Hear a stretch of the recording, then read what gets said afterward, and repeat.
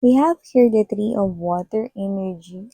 It looks like you are so eager, no? Na parang mag-cruise, no? Ang iyo ritong landas with someone. So eager that you want your souls, no? Na mag-reunite sa isa't isa. You feel a strong force of magnetic attraction towards this person right here. And who was this lucky guy or lucky woman? LGBTQs, of course, welcome din kayo. Kung sino man tong lucky person na to, sabay-sabay nating Jelamin. So, yan ang ating titingnan dito sa ating reading.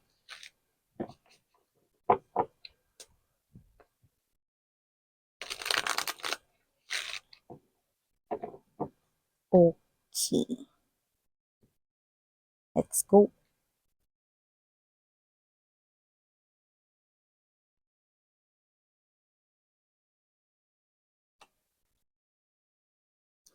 Oh, mukhang ibang level yung sadness mo dito, no? We have here the moon card energy. Actually, both are major arcanas right here, but it looks like you're really sad.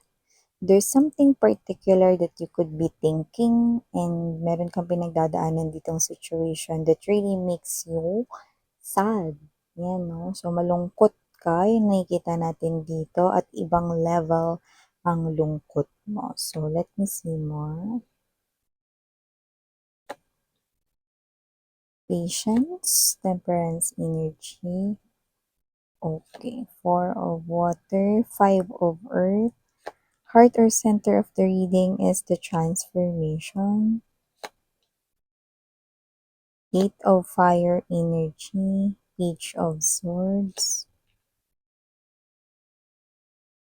Six of Coins, Six of Swords. Bottom of the deck. Okay, good. Gusto natin, nagre-reflect sa ating jilaw. Okay.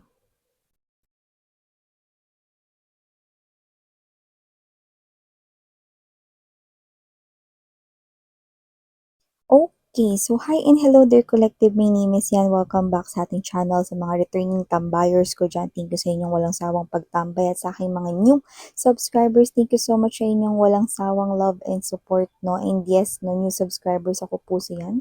Welcome, welcome dito. At kung hindi nyo pa knows mga babes, meron pa po tayong other channel kung saan nag-upload din po tayo ng collective readings for all signs araw-araw. At ang link niyan ay inilagay ko po dyan sa description box ng reading na to. So if interested, i-click lamang yan at mareredirect na rin kayo dun sa ating other channel kung saan araw-araw ay meron din tayong collective readings. No? Kahit anong zodiac sign ninyo, pwede kayong makinig at manood doon. Basta just take only what resonates. At tandaan ninyo, wala rin po tayong gender dito. Sa babae, lalaki, LGBT, lahat welcome. Pwede rin pong iswitch yung mga roles dahil possible talaga magkapalit-palit kasi sa itong general reading at the end of the day, lahat po kayo ay may free will. Like, malaya ninyo i-claim yung mga messages kung gusto ninyo mga babes, no? Or not. Yan, no? Yung iba pwede nyo gawin itong guidance or not. At please do know na timeless din po ang ating mga readings, no? Wherein, sa iba pwedeng nangyari na to, sa iba nangyayari na, sa iba naman ay mangyayari pa lamang, kaya naman just take only what resonates. But here, no, we have here love in the moon. So, sa napipick up natin dito, it looks like, kagaya na sinabi ko sa inyo, ibang level yung sadness nyo rito, no? So, there's something here about you, no? Na parang na bumababa yung energy mo, no? At ikaw ay nalulungkot about a specific situation here. And it looks like it's related with your heart chakra. It's related with your love life, okay? So it looks like we have here the five of air energy. You feel like parang talo ka dito, no? You feel defeated, no, in some way. So with this temperance energy and the four of cups right here, no, diretsahin na natin, no? Nakita natin dito that it looks like you feel na parang wala naman nangyayari, parang feeling rejected naman ako, parang wala naman nangyayaring changes dito sa aming connection ng person na gusto ko, parang wala namang improvement, wala namang progress, wala akong nakikita na parang puwede kong kapitan na konting pag-asa, 'yan 'no. So, parang with the patience energy, it looks like matagal ka na rin ditong may gusto sa tao na 'to, and it looks like matagal mo na rin na ini-express ito sa kanya, whether you express it sa iyong mga actions 'no, plus words 'no, or whether you already, patuloy na nakikipag-communicate sa kanya through words 'no, or messages 'no. So, tuloy-tuloy 'yun at yung iba talagang matagal na kayo rito nag-e-express ng love and emotions para sa kanya, but you feel like nothing's working out 'no? You feel like, ano ba 'to, robot ba 'to? Robot ba 'tong kadil ko, parang wala naman siyang nararamdaman na anything for me. Lahat ng efforts ko parang wala lang dating sa kanya. I feel so rejected but I'm sad, ayan 'no. Malungkot, malungkot yung energy niyo rito 5 So, feeling defeated, meaning to say feeling talo kayo rito. With the 5 of air, energy to this 5 of earth 'no, or the 5 of coins 'no, you feel like na parang hindi niya ina-accept 'no, ano man yung mga pinapakita mo sa kanya. Hindi niya nire-reciprocate, hindi niya ibinabalik sa'yo rito, walang pagbabago, wala kayong nakikitang changes dito 'no. So, nakikita ko dito mga babes na diretsahan na rin tayo. Taray, Tito Boy Abunda. Diretsahan. So, yun nga, diretsahan na tayo with the transformations right here, 8 of fire, yan 'no. Nare-receive niya po ang lahat ng efforts na pinapakita ninyo 'no. Natatanggap niya ang lahat ng mga mensahe, naa-absorb niya 'yun like a sponge, 'yan 'no. Yung mga messages of love na pinaparating niyo sa kanya through your words man 'yan or through your mga actions 'no, nare-receive niya pong lahat ng 'yan. So, we now have this transformation and I love it because it's not in reverse position, it's in upright position, which indicates right here that this transformation is really happening dito sa person na kung sino man 'tong gusto ninyo or minamahal ninyo. So, you feel like nothing's working out dito sa inyong connection. You feel like your efforts right here are not being noticed by this person right here, but you're wrong, 'no? Napapansin niya yung lahat, na-absorb niya lahat ng mga messages mo, nakikita niya lahat ng mga actions mo. It, it might look like na parang wala siyang ginagawa rito, no? But you're definitely wrong. Yan, no? Ni sumagi sa isipan niya, miss yan, parang hindi niya nga yun ginagawa, no? Well, definitely a lot of thinking here, which is yun yung nakita ko rito in his or her thoughts, no? There are lots of, thinking about your actions sa kanya. There are lots of plans, no, na gagawin niya in the future. Okay? So, kasi naman siya, no, doesn't have to be na tahimik siya. Okay? But this person here is someone na hindi insensitive. Yan, no? Sensitive siya rito sa lahat ng mga sinabi mo, sinasabi mo, ginagawa mo for him or her, no? All of the care, all of the love, all of that passion na binibigay mo sa kanya, all of the time, all of the tulong, all of everything na ginagawa at binibigay mo sa kanya, no, out of your feelings and emotions, those are all accepted. He or she is really getting the messages right here that really comes from the bottom of your heart. So with this Page of Swords energy, 6 of Coins right here, nakikita ko na itong person na to na is nandito sa observatory stage kung saan, yan no, siya ito no, na nakikiramdam muna sa sitwasyon. No, bakit pa siya nakikiramdam, miss yan? Alam naman na pala niya yung feelings and emotions ko dito. No? Tama ka. Okay?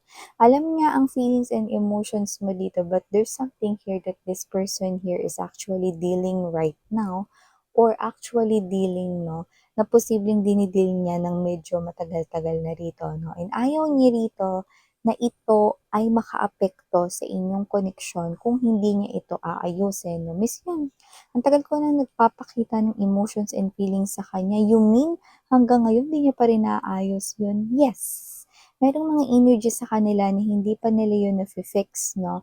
because meron ditong stubborn energy, makulit na energy no, na ayaw magpatalo rito no, with the 5 of air energy rin and the 5 of earth, who is really delaying, yes, you heard it right, who, ibig sabihin tao, no? Any specific situations naman to, pero tao. Yung nakikita ko rito na nagko-cause ng delay. It's not you. It's not either this person here that you're in love with, but there's someone else in here na hindi naman welcome at all. Kaya naman kung sino man itong nagko-cause ng delay dito, no, this is someone here strongly related sa yung person na in love ka. At nakikita ko na itong tao na to ay makulit, no? At kung sino man ito, hindi siya binibigyan ng pansin ng person na nagugustuhan mo. So kung sino man to, strongly, this is someone here na binablock ng iyo ritong person na nagugustuhan or minamahal. Okay? High chance na yung tao na yan is one, either may gusto sa kanya ng matagal na rin, no? Pero hindi nga type ng iyong person, kaya naman hindi niya pinapansin. Or two, possible na yan yung person na posibleng naging ex niya na. Yan, no? So, nakikita kong humahabol, sinusundan siya nito, kinukulit, no? At hindi nilulubayan, no? At kung sino man yung energy na yun, mga babes, alam ko, at the back of your mind, you might be thinking, Miss yan, bakit hindi naman niya ginagawan ng paraan? Pwede namang, wag na lang naming pansinin yan at magpatuloy na lang kami. May point ka, mga babes, no? Your feelings, your reasons are all valid, no? Pero meron din siya ritong sariling rason. Kasi, kung sino man tong lumalabas na another energy na hindi niya binibigyan ng pansin, whether that is someone na habol ng habol sa kanya, okay, or whether that is someone na ex niya rito, no? Medyo kasi nakikita niya na itong tao na to, no, might cause you harm, no?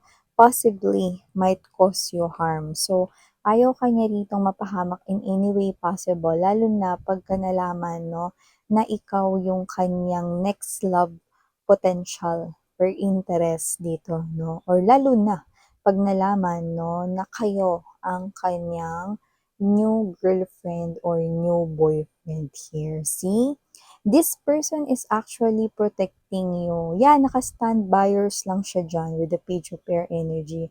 But this person here is also hiding the fact that he or she had already fell in love with you sa mga sinasabi, sa mga ginagawa mong actions, no? But at the same time, yung kanyang silence ay isa palang indikasyon ng protection. So with the 6 of air energy, nakikita ko rito na unti-unti na rin naman mga babes, no, na nagkakaroon ng liwanag ang daanan ng inyong connection. Nakikita kong nagdudugtong na ang tulay, no, para sa inyong mga puso nitong person na to. Kasi nakikita ko rito na unti-unti niya nang naaalis at unti-unti na siyang nilulubayan rito, no? Kung sino man yung stubborn energy yung kumokonek sa kanya, no? Kung ano man yung kanyang solusyon, no, ito ay natagalan sapagkat matigas ang julo ng kanyang ex-person dito, no? Well, hindi ko naman masisisi ang kanyang ex dito or kung sino man to na humahabol-habol sa kanya. Kasi itong person na nagugustuhan mo, no, you are showing so much love para sa kanya. Ibig sabihin, worth it to fight, okay, about feelings and emotions for someone like this person na nagugustuhan mo. So, yung feelings mo for this person right here, no, possibly na kung anong nakikita mo sa kanya, nakikita rin ng other person dito sa taong nagugustuhan mo. So, nakita ko dito that in this person's energy, moving towards your way, 6 of air, yan no, see? Nakita ko dito no, na unti-unti siya ritong lalapit sa'yo at magiging open sa'yo. With the messenger of water energy, you will soon, okay, hear messages of love, messages of comfort muna bago love coming from this person right here. And with the 9 of fire, that will definitely ignite something within your heart, no? May uusbong ulit na pag-asa, ang lungkot mo ay papalitan ng faith or pag-asa, no? So there will be hope in this type of connection right here because this person will soon send you more and more messages of comfort to messages of love up until muling mabuhayan ang inyong dugo sa inyong connection. And with the Nine of Water, wish fulfillment yan para sa inyo, no? So, yun ang nakikita ko rito, mga babes. So, see, this person right here is someone, no, na may gusto rin sa'yo rito eventually. At nahulog ang loob niya sa'yo, no, sa lahat ng mga pinagsasabi at pinaggagawa mo para mapaibig mo siya at ikaw ay nagtagumpay dito, sweetheart. Yan ang nakikita ko rito for you, guys. No? So, wag ka munang sumuko, wag ka na ring malungkot dahil itong tao na to ay na-in love na rin pala sa iyo. So, yun nga mga babes na ito, mga messages right here for you. Guys, for some initials right here, of course, we do have, pero yun nga lang, tatlo lang. We have here letter O. We also have here the letter R. And last but not the least, we have here the letter T. Yan, no? So, thank you so much mga babes, no? At ito yung mga messages right here for you. Again, name your Yana on Sarang Hingalok in Light.